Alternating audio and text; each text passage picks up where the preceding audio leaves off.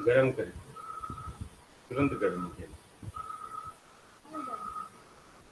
Different forms of power, that is the total power.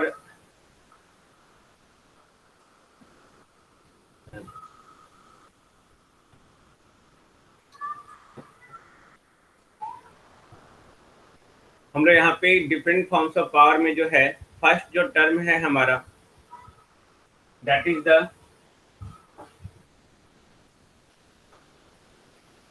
Total power, और इसी को हम लोग कहते हैं एपरेंट पावर,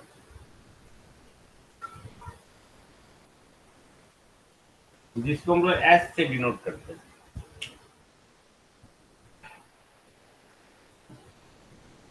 ओके, नाउ अब ये कौन सा पावर है? तो ये वो पावर है which is obtained at the generating station और सोर्स। ओके, यानी कि जो पावर प्लांट है वहाँ पे जो पावर जनरेट होता है, या कहीं भी किसी को भी अगर सोर्स आप कंसीडर कर रहे हैं, इन दैट केस जो पावर हम लोग वहाँ पे ऑब्टेन्ड करते हैं, that is just only the apparent power. Okay, और एपरेंट पावर को जो हम लोग एक्यूरेटली देते हैं, मैथमेटिकली देते हैं। ओके, एस इक्वल टू हम लोग लिखते हैं V इंटू आई कंजुगेट, ये याद रखेंगे, that is very important. Okay, हाँ ऑफकोर्स तिवारी। तो V इंटू आई कंजुगेट, जहाँ पे S जो है एपरेंट पावर है या टोटल पावर है, या हम लोग इसको ये भी कहते हैं कॉम्प्लेक्स पावर।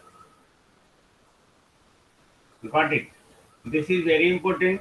S यानी कि टोटल पावर, एपरेंट पावर और कॉम्प्लेक्स पावर।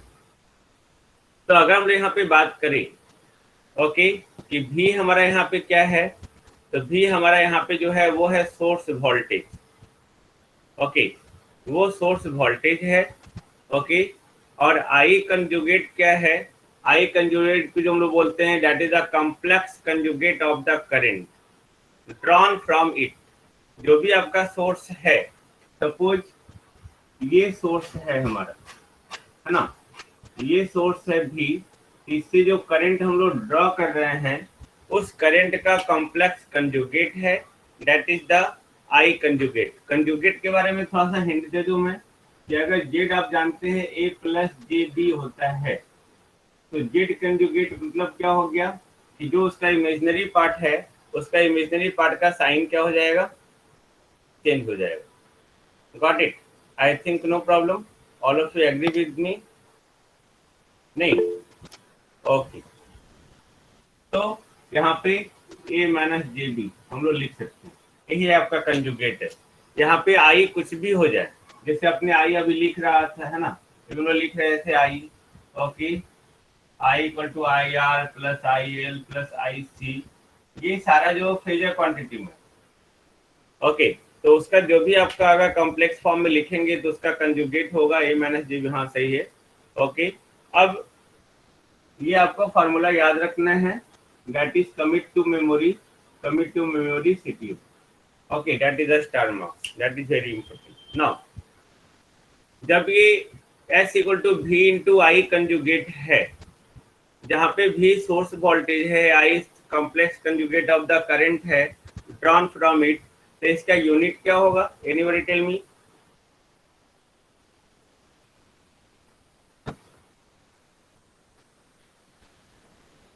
इसका यूनिट क्या होगा?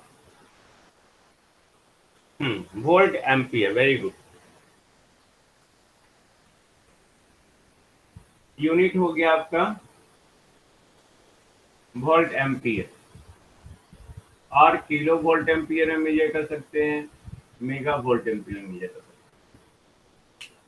तो हम लोग जो जनरेटिंग स्टेशन पे जो हम लोग सोर्स से पावर जनरेट करते हैं, ओके, आप देखेंगे वहाँ पे वी मेजर करते हैं, कहीं की जो डिवाइस है हमारा वोल्ट एम्पियर में होता है ना।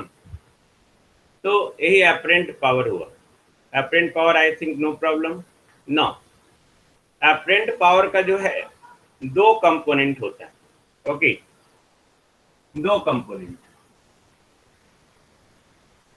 पहला कंपोनेंट जो है दो कंपोनेंट में पहला कंपोनेंट जो है दैट इज द ट्रू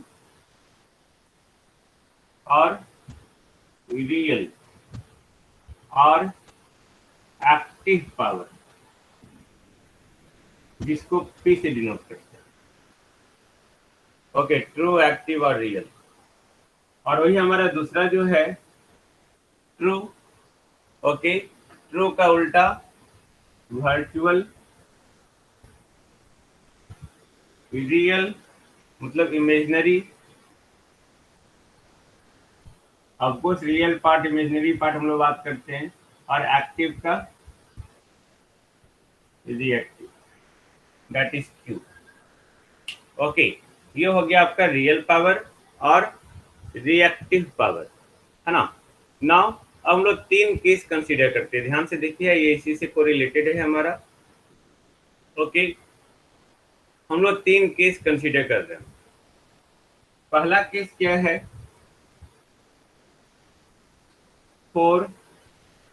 पहला case for the resistive circuit. अगर सर्किट हमारा जो है वो रेसिस्टिव है तब, तो अगर सर्किट रेसिस्टिव है और V को हम लोग जो है रेफरेंस ले रहे हैं, V is taken as reference. अगर हम लोग V को रेफरेंस ले रहे हैं तो हम लोग V को लिख सकते हैं mod of V angle 0 degree. Tell me, लिख सकते हैं, आई थिंक नो प्रॉब्लम, है ना। और जब अगर सर्किट रेसिस्टिव है तो करंट भी हमारा उसी फेज में होगा, यानी कि करंट का भी एंगल क्या होगा। अगर रेसिस्टिव सर्किट, तो अभी हम लोग जस्ट बात किए थे कि वोल्टेज और करंट हमारा क्या होगा, सेम फेज में होगा। Then I think no problem. ये कौन सा रिप्रेजेंटेशन है, this is the polar representation, है ना। इसको हम लोग पोलर रिप्रेजेंटेशन कहते हैं। तो अगर आई कंजुगेट लिखना चाहें आप, तो आई कंजुगेट अगर पोलर फॉर्म में लिखते हैं तो उसका एंगल चेंज होता है। यहाँ पे तो एंगल 0 डिग्री है, तो आई कंजुगेट यानी कि mod of I angle 0 degree लिख सकते हैं। I think no problem, just tell me. Okay, just write in the chat so that कि आप, मुझे लगे कि आप जागे हुए हो, है ना। ऐसा नहीं कि सो के पढ़ा रहे हैं, हम अपने आप से गुदगुदा रहे हैं। Okay, otherwise class close. अब इस इक्वल टू क्या होगा, V into I conjugate, V mod of V angle 0 degree, I conjugate mod of I angle 0 degree. Okay, this one हम लोग इसको क्या लिख दिए, V into I for the pure resistive circuit.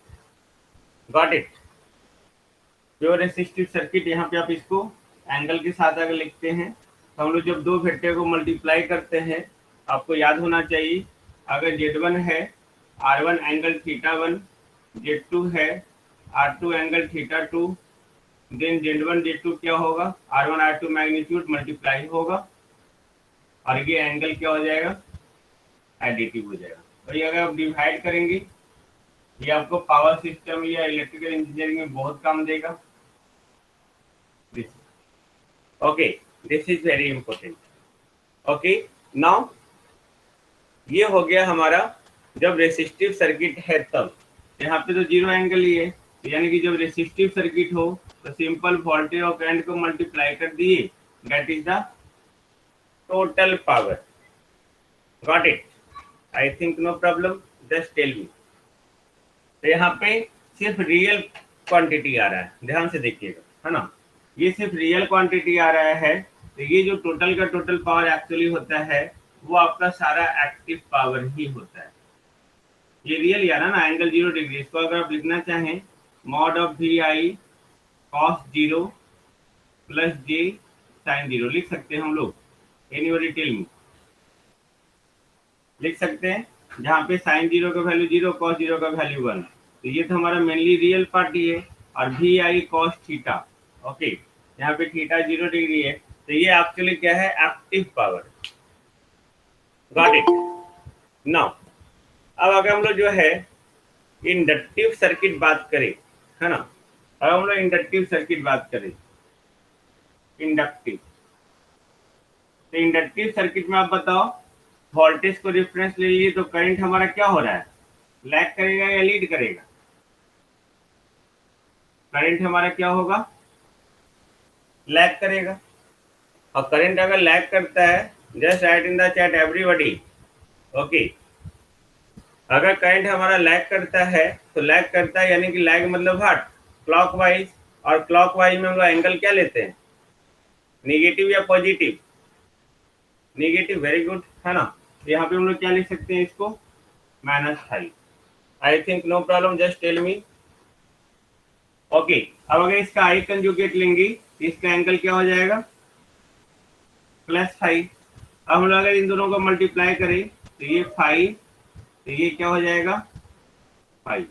ये रिएक्टिव सर्किट के साथ होगा। अब सोचो यहाँ पे अगर हम लोग इसको ब्रेक करते हैं, ओके, तो ब्रेक करते हैं तो क्या हो जाएगा, ये cos5 + j sin5, एग्री और नॉट, टेल मी, एग्री और नॉट,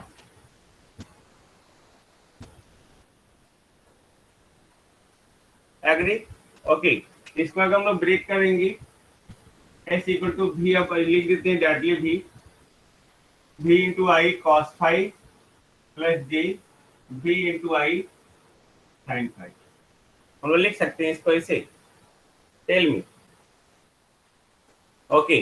यहाँ मैग्नीट्यूड ही है दोनों, डोंट वरी, ये अंडरस्टूड है ना। तो हम लोग इसको लिख सकते हैं s = p + j q, okay. यानी कि ये p अगर है और ये अगर j है, सॉरी q है, तो दोनों का ये क्या हो जाएगा, s। This is called power triangle, okay.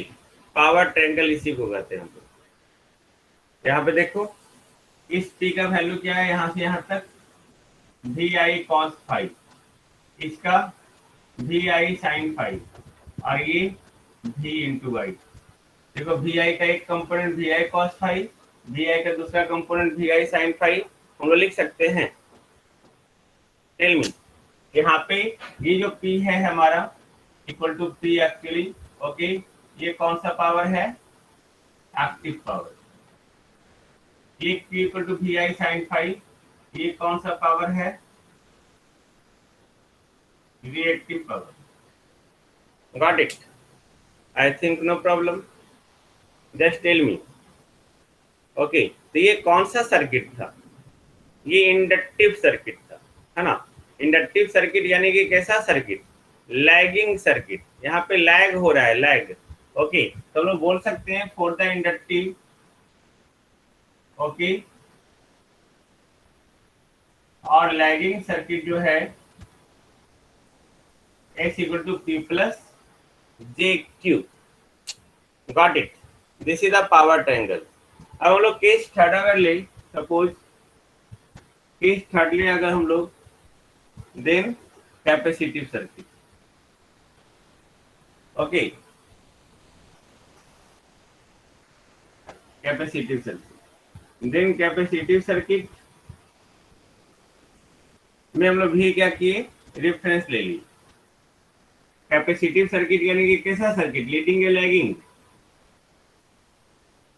Leading circuit, है ना। लीड करना मतलब व्हाट, करंट वोल्टेज से क्या कर रहा है, लीड कर रहा है ना, करंट वोल्टेज से लीड करता है, ओके। नाउ भी हम लोग रेफरेंस लिए, तो लीड करना मतलब व्हाट, ये वोल्टेज और ये करंट, ये लीड करना होगा, ओके। प्लस एंगल हो जाएगा लीड मतलब, तो आई कंजुगेट क्या हो जाएगा, माइनस साइन, ओके। जब मल्टीप्लाई करेंगे तो ये माइनस साइन के साथ, ये माइनस साइन के साथ, तो यहाँ पे लिखेंगे cos of -5, cos of -5 equal to what, cos5, और sin of -5 equal to what, -sin5, लिख सकते हैं, जस्ट टेल मी, इसको लिख सकते थे ना, vi cos of -5 + j vi sin of -5, okay. Then हमने यहाँ पे कॉमन लिए, या इस तरह से भी छोड़ सकते हैं, तो vi cos5 - vi sin5, ये अगर P है, ये Q है, तो ये P minus J Q.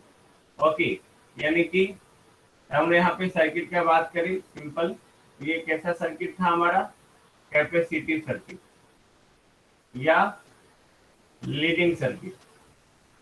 Okay, अब अगर ये P है, माइनस जे लगा हुआ है, तो माइनस जे इधर है ना, तो ये हमारा Q मैग्नीट्यूड हुआ, इसको हम यहाँ भी लिख सकते हैं Q, दोनों को ऐड करेंगे तो ये क्या होगा, S होगा। Got it. तो यहाँ पे एंगल ओके, ये वी आई कॉस फाई यहाँ से यहाँ तक, यहाँ से यहाँ तक वी आई साइन फाई। तो यहाँ पे एक कंक्लूजन निकला। कंक्लूजन क्या है, ओके, कि फाइनली जो है हमारा S इक्वल टू आ रहा है P plus minus J Q. याद रखेंगे, मैक्सिमम टीचर लोग जो पढ़ते हैं, या मैक्सिमम लोग, बहुत लोग जो कंफ्यूज रहते हैं, वो S इक्वल टू सिर्फ P प्लस जे क्यू ही जानते हैं, और वहीं अगर माइनस क्यू आ जाता है तो उनको प्रॉब्लम हो जाता है।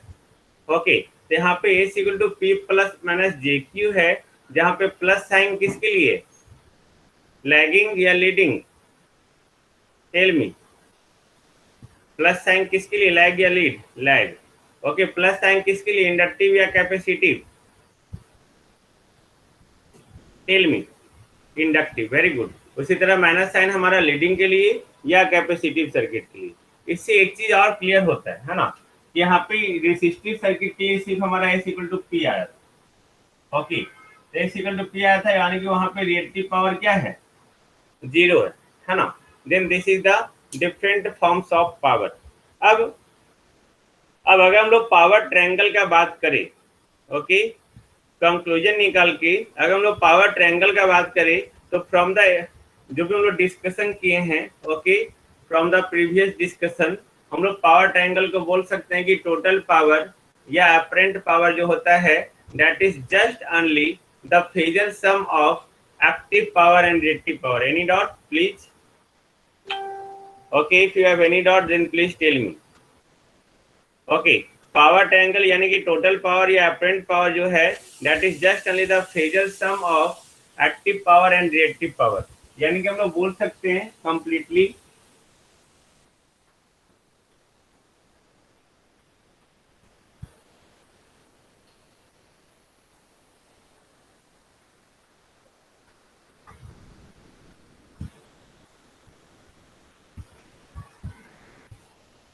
हम लोग बोल सकते हैं, जस्ट सी, ये P, ये Q, ये R, this is the power triangle. Okay, जहां पे इसका यूनिट वोल्ट एम्पियर, ओके, ये एक्टिव पावर, ओके, और ये रिएक्टिव पावर, तो वोल्ट एम्पियर रिएक्टिव हम लोग लिख देते हैं, और एक्टिव को यहाँ पे जो है पावर को हम लोग वाट में लिखते हैं, watt, active power. Okay, active power watt. ये जो हम लोग पावर ट्रायंगल बनाए, एनीबॉडी टेल मी, वो पावर ट्रायंगल किसके लिए था, लैगिंग के लिए है या सॉरी किसके लिए है, लैगिंग के लिए या लीडिंग के लिए? ये जो पावर ट्रायंगल है, ये किसके लिए एंगल है, इसके लिए पावर ट्रायंगल है, इंडक्टिव के लिए, लैगिंग के लिए, लीडिंग के लिए, कैपेसिटिव के लिए, लैगिंग के लिए, है ना, लैगिंग और इंडक्टिव के लिए। तब हम लोग अब एक्टिव पावर को डिफाइन करना चाहें, just see, active power that is it is the component of apparent power. ये अपरेंट पावर का एक कंपोनेंट है जो ऑलवेज जो हम लोग ऑब्टेन करते हैं, वो लोड के अक्रॉस ऑब्टेन करते हैं। याद रखेंगे, लोड के अक्रॉस जो भी पावर आया, that is the active power. Okay, या अगर हम लोग बोल सकते हैं पावर ट्रायंगल में, इन the power triangle active power is one component of the apparent power. आप देख रहे हैं, एक्टिव पावर जो है इसका एक कंपोनेंट है, वो कौन सा कंपोनेंट है, हॉरिजॉन्टल कंपोनेंट है, नहीं, ये हॉरिजॉन्टल कंपोनेंट है। ओके, कौन, एक्टिव पावर। ओके, तो पावर ट्रायंगल क्या है यहाँ पे देख रहे हैं हम लोग, power triangle that is simply A right angle triangle.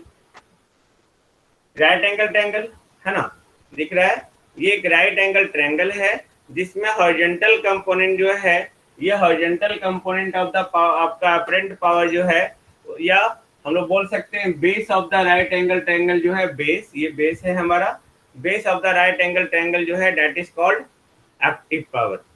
I think no problem, just tell me, है ना।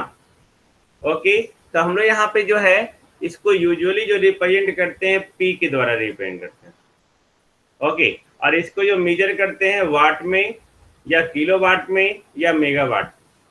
अब सोचो इस ट्रायंगल में, in this triangle cos five equal to हम लोग क्या लिखेंगे, पी वाई एस, नहीं पी वाई एस, देन हम लोग क्या लिख सकते हैं, P equal to S cos five लिख सकते हैं, टेल मी। और S इक्वल टू क्या है, V I, then V I cos five लिख सकते हैं। देखो हम लोग दूसरे ढंग से प्रूव कर दिए, पहले भी हम लोग प्रूव किए थे और अभी भी प्रूव कर रहे हैं। I think no problem, just tell me. Okay, यहाँ पे फाइव क्या है, फाइव जो है वो एंगल है, angle between active power and apparent power. तो एक्टिव पावर का कहानी समाप्त। No problem regarding the active power, just tell me, just write in the chat please.